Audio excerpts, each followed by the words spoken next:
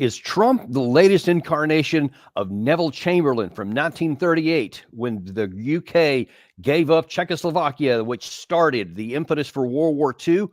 Or is Trump a hard-nosed peacemaker that is willing to break any kind of convention or whatever it takes to get a war off the table and ended? I think that if you look at the facts, if you look at what Trump is actually saying, if you look at the historical record of all the things that have gone over the last, say, 3.5 years, you will come to the conclusion that Trump is a peacemaker. Nothing is guaranteed. If Trump is going down this path, it depends on so many fluid factors, things that are beyond his control, and there's no guarantee that anything's going to happen. But what I can say with extreme confidence, if Trump were to just follow the convention and the establishment figures in the United States and in Western Europe, if he just continued on with the status quo, then I can come close to guaranteeing that probably hundreds of thousands of additional Ukraine people would die. They would lose more territory and eventually be faced with terms of surrender in defeat, military defeat to Russia. Is that what you want to have? Here's the problem. Almost nobody on the West even recognizes that's a possibility, much less a probability. And in fact, there is so much disconnection from reality. We've talked a lot about Volodymyr Zelensky on this channel. Some of the things he's saying are just completely detached from reality. Well, as it turns out, he's not the only one, either in Europe or in the United States, which we'll get to in a second. But first of all, we did a show yesterday where we told you some of the things that Trump had said and which started a lot of this firestorm. And he had actually said Zelensky was a dictator without an election. And, all kinds of people just lost their minds on that. But last night, Trump had a speech in which he had a chance to maybe walk it back or soften it up a little. Instead, he did this. Think of it, a modestly successful comedian. President Zelensky talked the United States of America into spending $350 billion to go into a war that basically couldn't be won. He refuses to have elections, is low in the real Ukrainian polls. Somebody said, oh, no, his polls are good. Give me a break. The only thing he was really good at was playing Joe Biden like a fiddle. A dictator without elections. Zelensky better move fast or he's not going to have a country left. Got to move fast. I love Ukraine, but Zelensky has done a terrible job. So he has not minced any words there. He did not soften it. As anything, he sharpened his rhetoric, saying that Zelensky better move faster. He's not going to have a country left at all. What that tells you is that he is willing to do whatever it takes to end the war. And that means all of the support that we've given without any kind of strategy or without any kind of constraints, really, over 3 years is over, past tense, not coming to an end, but over. And the more that we go down this road and the more these kinds of attacks come after Trump, if anyone thinks that this is going to make him back down or feel embarrassed and change his course, man, they don't know anything about President Trump and they haven't been paying any attention. If anything, this is going to spur him onward and more accelerating faster towards where he's going. Now, one of the things he said in that comment right there, which definitely got my attention and increased my confidence that Trump knows what he's doing, is that he said that this was a war that couldn't have been won, that Zelensky should not have gotten into a war that couldn't be won. We've been telling you that from the beginning of this channel. It was always clear the war could never have been won. It should never have been started.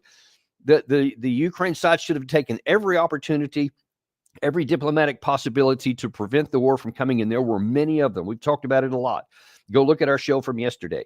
Also, I have published, since we were last on, an article in 1945 publication, a detailed accounting of all the things that Zelensky failed to do prior to the war and that he refused to do during the war. Well, Gary, if you could throw the link in the description at some point, that would be great so people can go and see that, because you'll see this is not just an opinion piece that I wrote about. I think that, the war couldn't have been won. It is a factual, fundamental recounting of what happened, when, what the conditions were at the time, and why things could have turned out a different way, where the off-ramps were. And these are all these things are sourced, every single one of them. And you'll see in there, if you're willing to look at the facts and the reality on the ground and the historical record as it existed in context of the time that it happened, you'll see that the war could never have been won. And then when it was proven dramatically on the battlefield, even still, the Biden administration, the Zelensky administration, all the European head leaders, no one was really willing to acknowledge reality. And so it shouldn't come as any surprise right now that the establishment is terrified about what's going on, because they see that Trump is about to not follow their lead. He's about to do something that is not in keeping with what everybody has been doing for years. And again, this is, even if they don't like it, even if they outright hate it, I just cannot for the life of me understand how they're surprised by it, because Trump has been saying this from the beginning. Danny, I will put that article in the description. Just want to let everybody know some breaking news at a news conference that was supposed to happen between Zelensky and Kellogg has been canceled, and they say because of growing tensions. That's not helpful to the Ukraine side. He should have been meeting him at the train and said, "Hey, let's go straight into a conference room to talk this out." Trump is not playing around. And listen, he talks about the increasing tensions that are going on. I'm sure that means about, okay, I just showed you that one at a speech that Trump gave last night. After that speech, he got back on Air Force One to return. And then there was the gaggle, they always call it, with the media is on board there. And he was asked a couple of other questions about it. One of the ones I want to show you first is that he, again, deepened the issue and sharpened the attacks, and specifically said this. Look, it's time for elections. Haven't had an election in a long time. It's wonderful to say, we can't have an election, but it's time for elections. And it's also time to find out what happened with all the money. Because he made the statement that half of it, he doesn't know where it is, or something like that. And I'd like to find out all the money that we've been sending to Ukraine, where is it? And I can tell you we're doing very well with Russia. We're going to do something with Russia that he was unable to do. We can make a deal with Russia to stop the killing of potentially additional millions of people. Soldiers are being just wiped out on both sides, wiped out. It's horrible. So you see, Trump is sharply focused on what's happening on the reality. He sees that hundreds of thousands of soldiers are dying, and Trump doesn't care about whose they are. He doesn't want anyone dying. And from people I've talked to that know Trump well, they say that's sincere, that's genuine, that he does truly care about the loss of life. One has to ask, Trump is so often, condemned and talked about it, that he doesn't really care about anything, et cetera. Why is this guy who's had that reputation the one guy in power who's actually sharply focused on ending the death of these people? I've been saying this again from the outset. The people who say they care so much about Ukraine are enabling Ukraine to keep dying in large numbers. They're not helping Ukraine. They're harming Ukraine. All this stuff that we've done, the previous administration, the European Union, the NATO, Zelensky, all these people keep taking actions that harm Ukraine. Above all, European Union has been harmed with the sanctions economically. They've had their military capacity weakened because of all the stuff that they've been given. So have we, but we haven't suffered any blood. You have seen the grotesque images we put up here of Lindsey Graham bragging about how no Americans have died. He said that the other day, which I thought was just grotesque. He's close to Trump, but obviously Trump doesn't agree with him on this one. Trump is sharply focused on stopping this loss of life. And it's well past time. It's overdue, but thank goodness that he's in there now to start to do this kind of stuff. So he's telling Zelensky in that last clip, it's time for an election, because the Russians have flat out said they're not going to reach a deal, or they're not going to sign a final deal with Zelensky, because they consider him invalid, because he went past his term of service. There's been no election held. There's been no election even planned.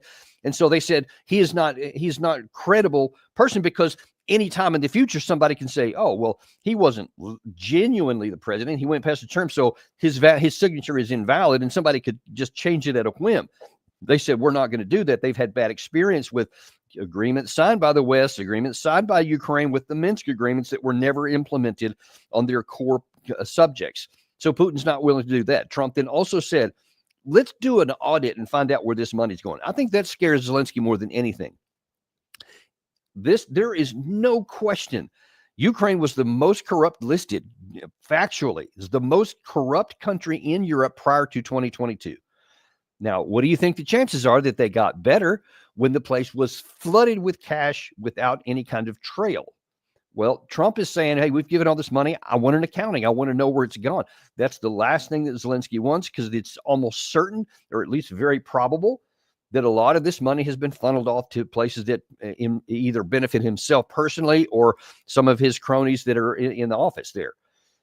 I know people don't want to hear that, because we've already said that he's the good guy. He's Churchill in a t-shirt. He's going against the evil empire. And so, of course, he hadn't done that. You don't want to hear that. Well, what if he was? What if an accounting actually shows that that's the case? If he didn't, then you want an accounting. You want accounting to check and say, nope, his hands are clean. Now then, you've increased confidence in him. You've increased trust in him. But we need to find out. It is wrong to say, well, I doubt he did, so let's don't find out. Let's find out. I think it's important. That scares Zelensky because he doesn't want.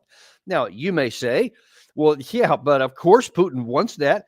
But how could you trust him? I mean, why would you want to do that? Because you're basically Trump. You're just doing what Vladimir Putin wants to do. You're just giving him what he wants. Or as John Bolton put it, you're surrendering to Putin before the negotiations have even begun. There's a reason why. You've heard me say on many occasions that one of the things I was worried about, even before Trump took the oath of office, when he came in, that he may be thinking he has a lot of leverage, but that he didn't, because the Russians had it. All of the leverage was in their hands. Well, he acknowledged that on the plane.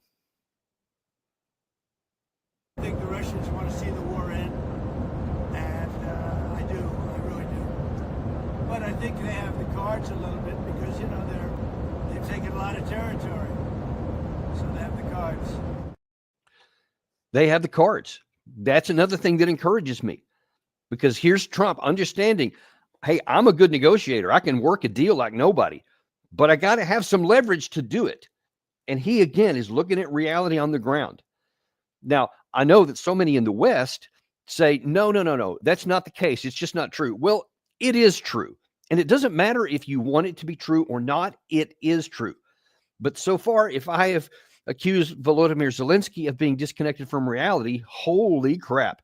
The West seems to be even more detached from reality, and they shouldn't be. You can give Zelensky some benefit of the doubt because it's his country and he's been under tremendous pressure, more than I can even imagine, for 3 years, having to deal with that kind of life and death decisions every day. I truly do. I don't condemn him for the situation that he's in. I just have some real problems with the choices he has refused to make. But you can't make that claim among the West. They're not under that kind of pressure. Their country isn't being blown up. Their people aren't dying. And yet they have been losing their minds since Trump made this comment. Here is just a quick montage of people both in Europe, senior people, and in the United States. For the United States to be flipping and almost siding with the aggressive dictator against the democratically elected country that is a victim, that has stunned not just European leaders, it's stunned people all over the world. To quote the president, "You should never have started it," he said. He was saying that to President Zelensky. This is disgusting, disgusting, after how this man has fought so hard and so valiantly. What world is he living in? It is not only contrary to the facts and the truth, but utterly despicable, a disgusting betrayal of a country that has bled and fought and died for freedom. You see, while Chamberlain's goal of peace may have been honorable, he was dangerously naive about the human nature of a tyrant in Germany who was bent on territorial ambition, pursuits that could only be thwarted with a show of strength. Well, President Trump's art of the deal opening negotiation with Vladimir Putin has the same odor of appeasement. Just to be clear, you think that the West, I guess, the US, Europe, is appeasing Russia potentially in the same way that Hitler was appeased before World War II? Well, I think Donald Trump's opening gambit on the negotiations looked like appeasement. What this means is the Pax Americana is finished, that America has effectively abdicated its leadership of the free world, because with leadership comes the responsibilities. Wow, that is amazing. It was so ironic because he said, I think it was Schumer, said, what world is he living in? He's living in the real world. That's what we need to understand here. Trump is the only one who's seeing this the way it is. I'm just shocked to say that of all of the Western leaders, he's the only one that sees it as it is. And I mean, you have Senator Blumenthal just saying, there's nothing that he said is true. Again, read the article that I published last night, because it has all the facts listed, all corroborated, all validated, one after the other. That tells me that Senator Durbin, Senator Blumenthal, Senator Schumer don't know the facts. So, because you can tell they're sincere with what they're saying. They believe with all their heart that this is a betrayal, that it's all this stuff. But that also exposes an underlying grotesque and horrible misunderstanding. They believe still, after all that's happened, because they listen to the media, they listen to the narrative, they have fallen for the words that people are saying at the expense of what their eyes could see if they would look. They still believe that if we just gave them enough stuff, they're going to win. The Ukraine side's going to win, even though that is an irrational point of view. It's irrational because you can't take a side that has been utterly decimated, almost certainly has casualties, well over 1 million men killed in action, that everything they have tried to do since late 2022 has been a military failure. Everything. Their defenses have crumbled. Their offensives have failed. Their attempts to even launch the operations in Kursk, that has failed. Their counterattacks in Kursk have failed. Their front line all along the east front is collapsing and crumbling by the day. Everything has failed. And yet, you have all of these allegedly intelligent people who on many other issues they have been, I don't know if it's ideologically blind, if they're just refusing to see with their eyes and instead only look through their heart and refuse to see the fundamentals, or that I want this to be true. So if I just wish it hard enough, it'll be true. It's not going to be, folks. And then you had both Senator Durbin and former Minister of Defense in the UK, Wallace, say it's 1938 again. Trump has the odor of Chamberlain, says Durbin. You had Wallace saying, yes, this feels like the appeasement of 1938. Okay, quick question here. How many of you think you know? How many of them think they know? Rather, probably because you probably do, our audience here.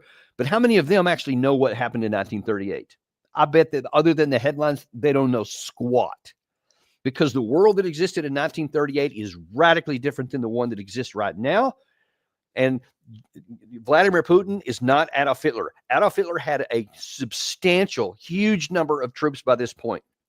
Huge Air Force, armored personnel, armored vehicles, armored forces, panzer divisions, whole armies, panzer armies. They had all this stuff that was prepared to go.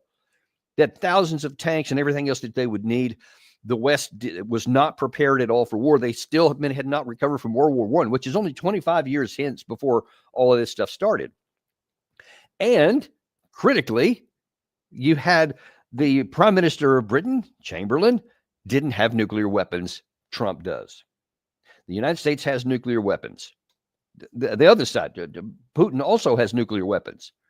So unless either side is suicidal, and I see no evidence that they are, nobody is going to follow 1938 if Ukraine falls. That's their premise, that Trump is letting Ukraine fall. Trump is not letting anything, because even these guys, the former Minister of Defense, this other general that was recorded at the end there, they actually think that the military dynamic can change, and there's no ration for it. I mean, I'm sorry if I'm repetitive on that. It just baffles me to understand how people of such education, so much experience in the Ministry of Defense as a general officer, continue to say this. And folks, look, bring me a spreadsheet. I want these guys to bring a spreadsheet on the floor. I want you to put the Ukraine side on and all of our allies on one spreadsheet and the Russia and its allies on the other side.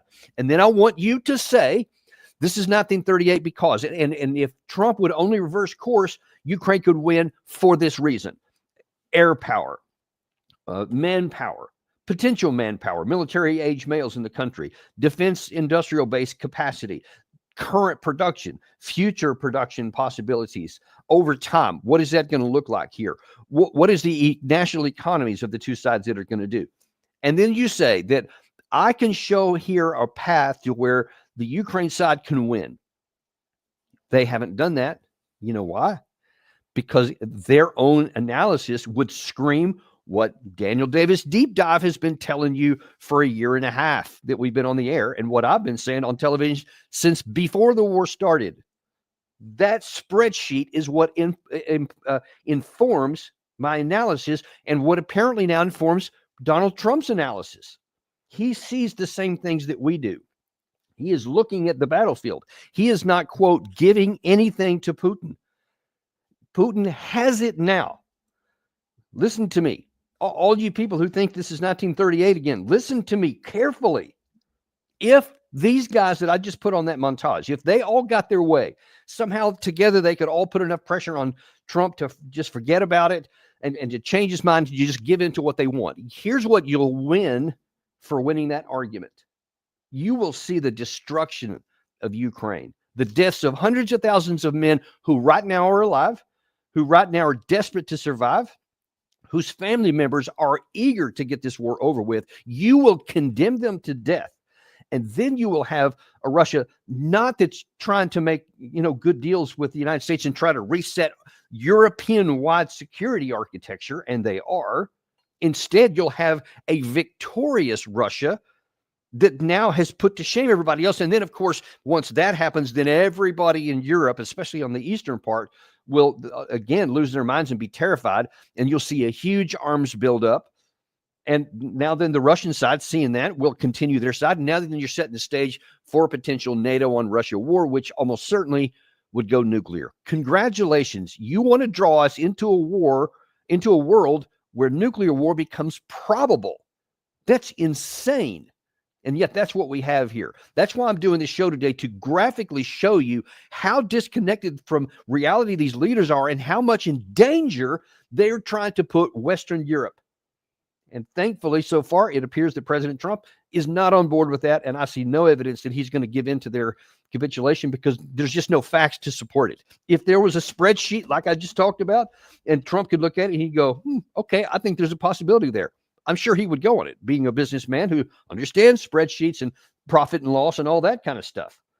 But because he does understand that, he is looking at the spreadsheet. He sees this is a losing venture, and it appears almost certain now that he's not going to go down that. It seems very clear now at this point, because he has made it so.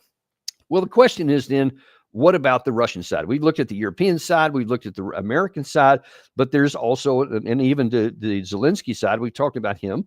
But what about the Russian side? Because the fear that it's fanned all the time is that he's a revanchist power. He wants to be Hitler part 2. He wants to roll over Western Europe.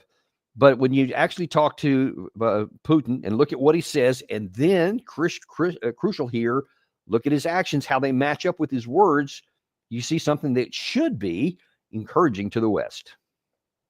European countries are alarmed, almost in panic, that they are not participating in the negotiations. Similar sentiments are being expressed by Ukrainian officials.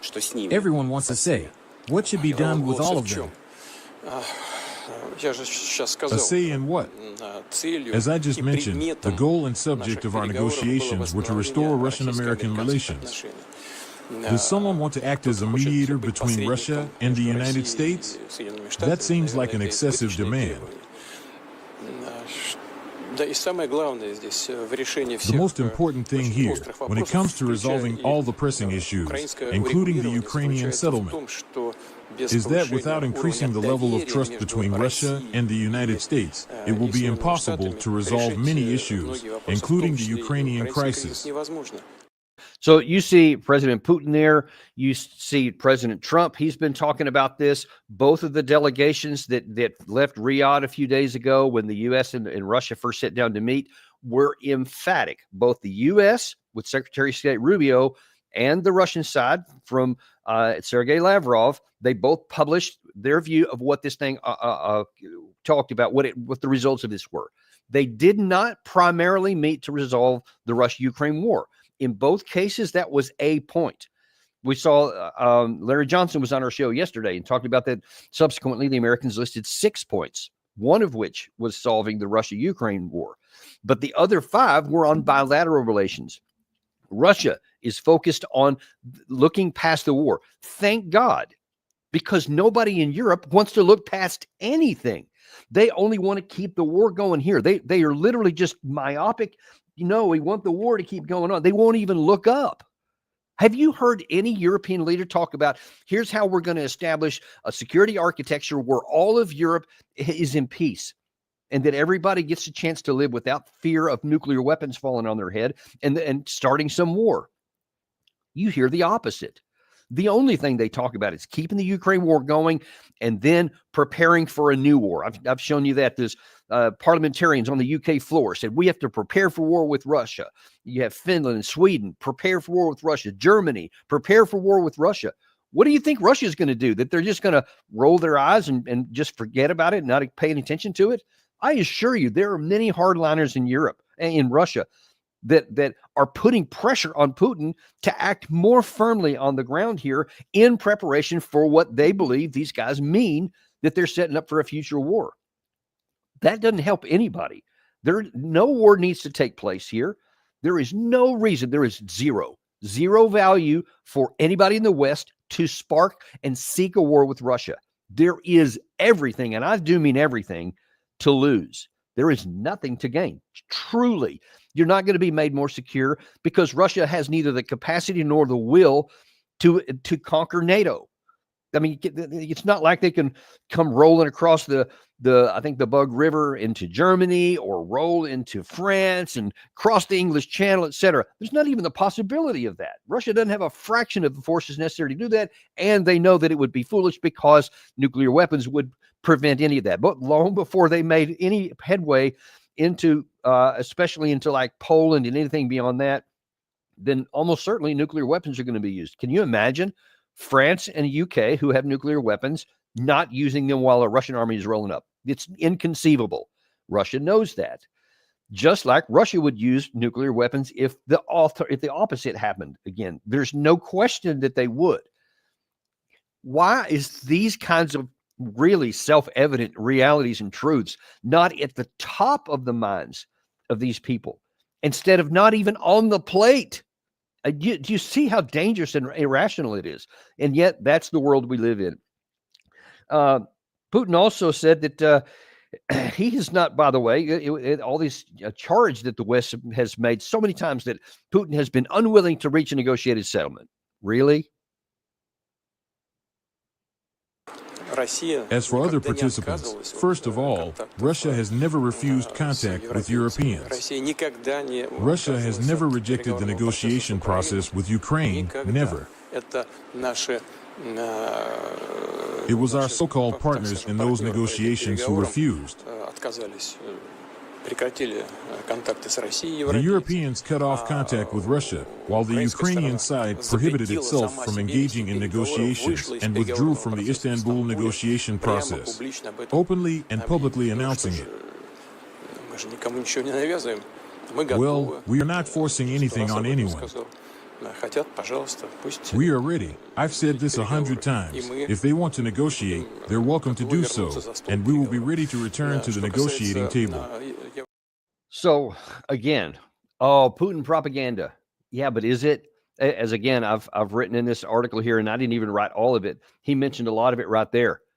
Putin signed the Minsk agreements. In 2019, he met with Angela Merkel, Hollande, and Zelensky himself. They all met to say, let's implement the Minsk agreements. Russia said that we would do all the part here as long as you do your part there. And the primary thing that was the initiator for the Russian side was the changing of the Ukrainian constitution to protect the rights of the Russian-speaking people in the eastern part of Ukraine. That was the primary issue there. Once that happened, then Russia said that it would do the rest of its stuff, which would withdraw all the heavy weapons, withdraw the support that they were given to the rebels in the east, etc. And we never got to that point. People always focused on, well, he didn't abide by that. Well, he's not going to until you get the primary purpose of his entrance in the first place with the support, which was the oppression of the Russian-speaking people of Ukraine. And by the way, as I've said many times, there had been basically an 8-year civil war between the Ukraine government and the Ukraine citizens in the east, a civil war. So Zelensky's forces were killing his own people in the east for 8 years, all on and off. And this is constant back and forth across. People lose sight of that. Russians don't. They haven't lost sight of that. But even all during that time, all during 2021, Putin emphatically continues to say, implement the Minsk agreements, and there's not going to be any conflict. He told privately Joe Biden, if you'll just say there's no NATO going to be in Ukraine, there won't be a war. Biden rejected that. He told Jens Stoltenberg, who weirdly enough admitted it in public, that yes, Putin did tell him that if you keep going in with NATO into Ukraine, there will be war. If you take it off the table, there won't be. He offered him a treaty to NATO and to the United States. Just declare there's no NATO in Europe, in Ukraine, and there won't be a war. So we had a chance for negotiations. He was trying hard. We wouldn't do it. He took his action. You don't have to like it. You don't have to agree with it. I don't. I've actually done a whole show on options short of war that Russia could have taken and didn't have to take the war in 2022 as they did. But that's neither here nor there. That's my opinion. I think they could have done some other stuff. They didn't. Bottom line is that we knew that we could have prevented war by this very low cost deal, which would cost no freedom, no economy problems. It wouldn't have required them to minimize their armed forces. There would have been no demilitarization, no denazification, so-called. None of those things were in part of it. But the issue was no NATO. Everything else could have been worked around with, except for that one. That was their no-go red line. And then, of course, as he mentioned, the Istanbul in 2022, the opportunity in 2023. You should never do if your late dog 2023. is suffering from arthritis. Number all one, those things were giving them possible. glucose. Gary, I think we got some noise going on in the back. Something's playing noise. It's all right there. Thank you. So all of those things were going on. And then came the June 14th declaration. One last time they're willing to have a negotiated settlement. They wouldn't do it. Now he's still saying we're still going on to. At the same time, Putin also noted that, oh, by the way, you had the Ukraine side in 2022, Zelensky specifically, sign a law that said he would not talk to Russia until Vladimir Putin was out of office. And that law is still on the books to this day. So you tell me who's willing to talk and who's not. We've shown you before, you had the NATO Secretary General Jens Stoltenberg wouldn't talk to the Russians. I showed you Anthony Blinken, the former Secretary of State, mocked the idea of talking with Russians. Joe Biden never did throughout the entire 3 years of the war. Never did talk to him, never made any attempt at negotiations. So you can't say that, well, Russia hasn't wanted peace, because they have wanted peace. They have never been anything besides it, and they are still seeking it now. That is why Trump is being willing to break convention and do whatever it takes to get this war off the table. Now, you would think that with all of that history I've just talked about, all of these last 48 hours, 24 hours of stuff, it's now crystal clear that what Trump is going to do and what he's going to seek to get done here. So you would think begrudgingly the European leaders are going to finally start to realize, well, this is just not going to happen. We better get in line here because it's not going to make any difference. This is where it's going. Or so you would think. Instead, you have European leaders getting together and they're saying, hey, we want to have a force of 30,000 people that's going to provide some security guarantees for the Ukraine side. Gary, if you can toss that free call out up there. This is a headline. I believe it's from today in the British media. And in this article here, it says that the European military chiefs are considering reassurance force for Kiev, which will include fewer than 30,000 British and European troops positioned away from the front line in the east. The plan would likely be based on the extraordinary strength and air power that NATO countries have. It could be in the form of U.S.-based aircraft in Poland and Romania, subject to the agreement of President Trump. The areas where we have significant advantage over Russia are in the air, the official said, adding that the most effective way to punish Russia would be using air assets. The existing larger land forces of the eastern flank of NATO will be ready to move if required. Folks, let me just translate that into English for you. What in the hell? Because you realize that would spark a war between NATO and Russia. You're talking about it to punish Putin? What in God's name are you talking about? 30,000 troops? That's the most you can muster, and you want that to be a tripwire? I mean, goodness gracious, folks. You had Zelensky himself tell you just a week or so ago that Russia has a force of 150,000 getting ready in Belarus by itself. There's been reports a month or two ago about a separate 150,000 grouping in the eastern part on the east side of Pokrovsk. We don't know what that's for yet either.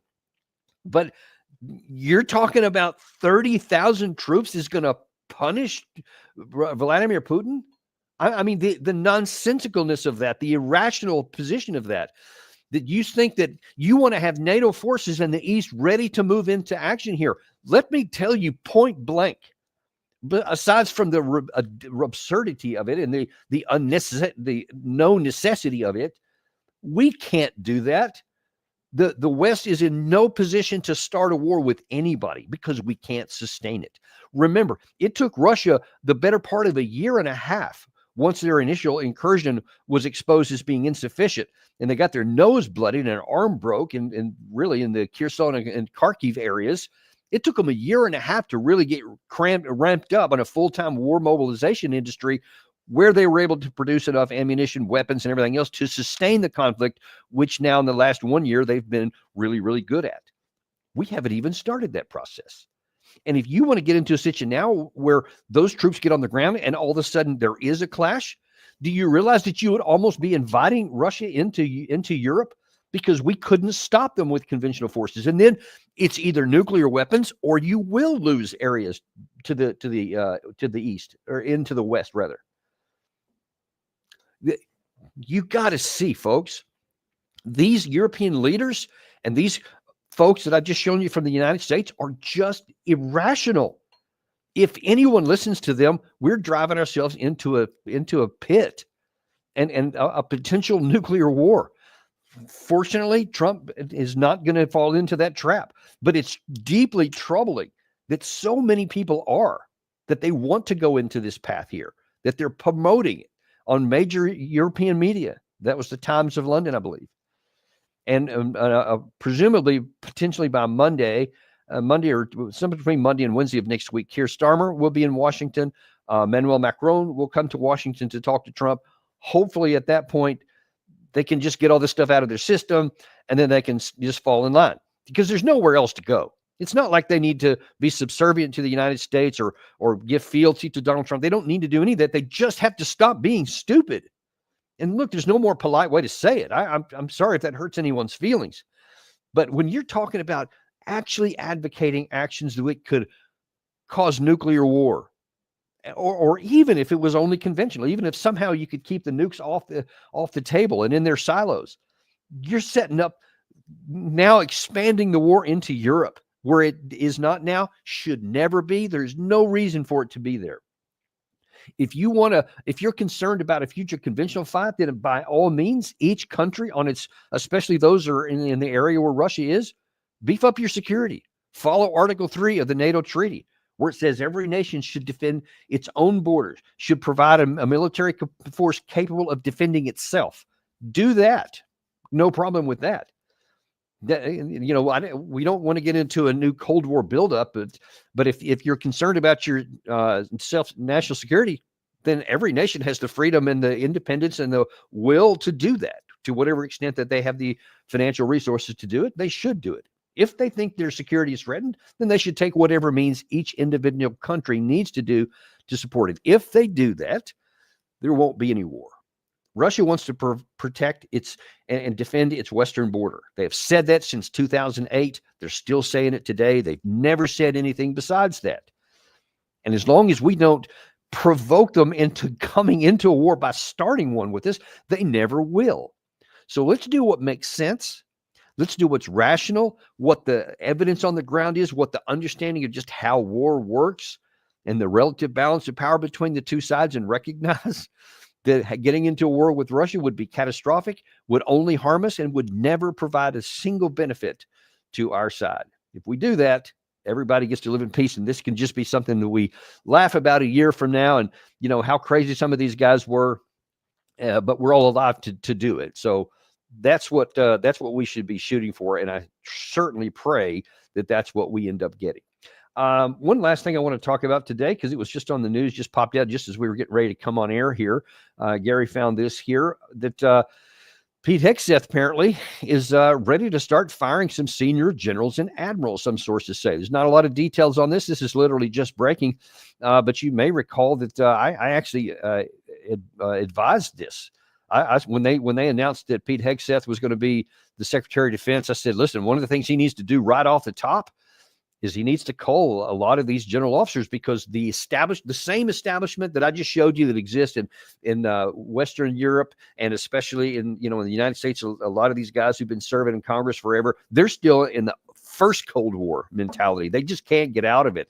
And so they're going crazy thinking about anything new here. Well, now Hegseth's coming in at the instruction of Donald Trump that he wants to start cutting the defense budget. Didn't think I'd ever hear that from a Republican. It's long overdue, because there's so much waste in the Pentagon and so many programs that are being funded that shouldn't be. So he's going to come in and cut that. And I suggested, if he starts to do that without replacing a lot of these establishment figures who are, like have roots like big oak trees planted in the Pentagon, they're not going to support this. They want the old ways. They like things how they've been. They don't want anybody telling them what to do. They don't want anybody from the outside saying anything, especially some guy who, in their view, was, a major and a TV guy. That's how they're viewing it. So a lot of them, I guarantee you, a lot of them, I'm talking the senior generals and some of these senior officials, view with disdain Secretary Hegseth. If he wants to get his agenda successful and accomplished, he's going to have to get rid of a lot of guys. And that's not unprecedented. We've done it before. I mentioned in an article that I wrote that the chief of staff of the U.S. Army in, I believe it was 1938, 39, with Franklin Delano Roosevelt, said, hey, we've got a lot of what he, quote, dead wood in the Pentagon. We got to get rid of a lot of these guys who've been around forever, people who are still stuck in thinking in World War I style. We got to get new guys, new thinking, etc. People who are not producing need to go. I totally agree with that. In fact, actively promote that that's what he needs to do. You've got to get a lot of that deadwood out of the way, because they will thwart anything you're trying to do. They will not support it. I'm just telling you, Trump saw some of this in his first term. If he's doing something that the Pentagon doesn't like, they will do everything they can to thwart it. You have to replace people and get people in these positions who are capable, who are qualified, who are really good at what they do, have a good track record, and are willing to get on board with obeying the orders of the commander-in-chief. That's one of the things I think he needs to do. Danny, ABC News is reporting that Joint Chiefs Chairman C.Q. Brown is on that list. Wow. Okay. Well, he hadn't even been in position very long. I personally haven't seen any of these people's files, so I can't really comment on whether he is or isn't qualified. I just don't have any idea. But that's why a commission needs to put together. This needs to be, they got to be careful how they do it. They can't just come in and just one-timely start firing everybody, because they may get rid of some guys who are great. As much as I've complained in the past about fire the generals, I've actually got some articles on that over the years where I said that's what we should do. You don't want to just come in with a meat cleaver and get rid of everybody. You may get rid of somebody who's really good, because we do thankfully have some really highly qualified general officers and senior colonels, et cetera, who could be advanced up in there. So you got to do it smart. You can't just one time do it. So you do need to be very careful how you do it, but I'm afraid it needs to be done, or any of these reforms are just not going to happen. So we'll definitely be keeping an eye on that one. Thanks for bringing that up, Gary. Appreciate that. And appreciate you guys too. Always appreciate having you guys on here. Without the audience, none of this stuff would ever happen. So thank you. Be sure and like and subscribe if you haven't. This truly helps a lot more than you may think. and we'll look forward to seeing you on the next episode of Daniel Davis Deep Dive.